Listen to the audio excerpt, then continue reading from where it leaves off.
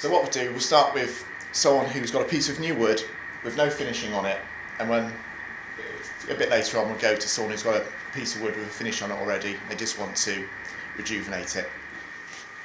The stain can be applied in a number of different ways. You can use brush, rags, rollers, any way you like really.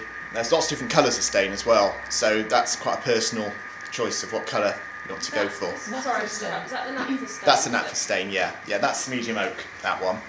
We've got choices of colours. We've got light oak, we've got mahoganies, we've got Jacobean, Sapedis, quite a range of different colours, but really it depends on what colour you want the wood to look when you're finished. But we have got colour charts with all those colours on them. I picked medium oak because it's quite a nice colour. I'll just show you exactly what it does really. So, give it a good shake.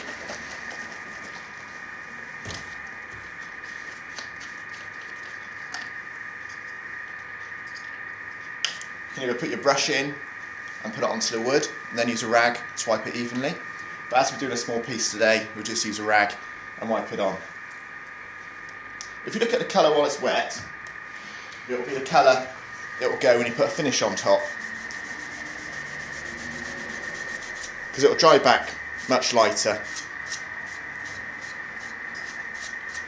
So that's pretty much the colour it looked like when we put wax and shellac on top. When it's dry, it actually looks like that. It's completely different. That's the same stain on those. Drying time all depends on conditions the room's in. It's freezing, like it wasn't here just now.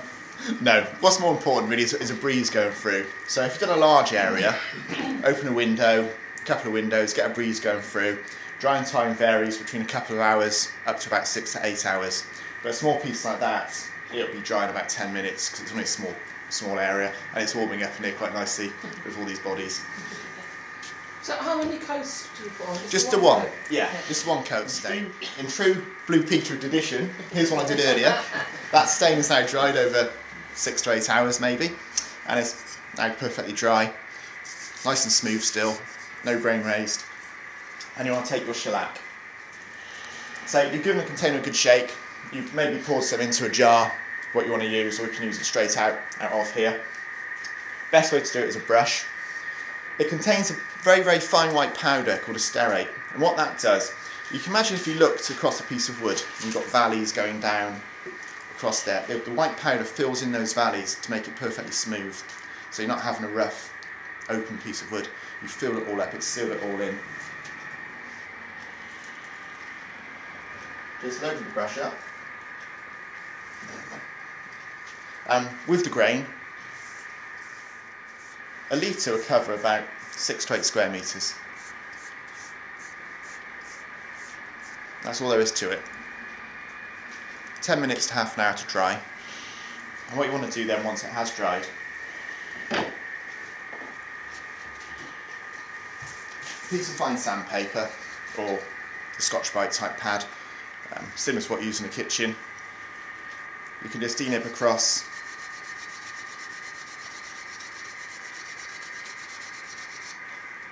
to make smooth.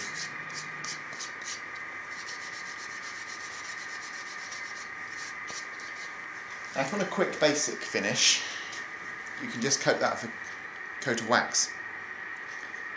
If you want to have a more deluxe Rolls Royce type of finish, you just spent a fortune on your chair and you want something really special, you can then go on with a coat of French polish, button polish.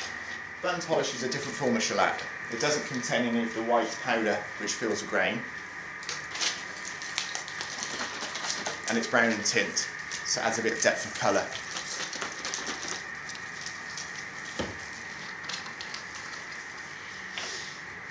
This piece of wood didn't have any stain on it, it's just 2 coats of shellac cedar on there. Again, just brushing it with the grain. The reason you do that, it hides the brush marks. Some people have put this as a special French polish finish with a cloth called a French polisher's rubber, but you'll find people who've been buying the products off yourselves will just be brushing it on, because on a leg of a chair it's not really going to notice, whereas a piano or a dining table it would, just show the brush marks, but on a item like a leg of a chair, brushing it is fine.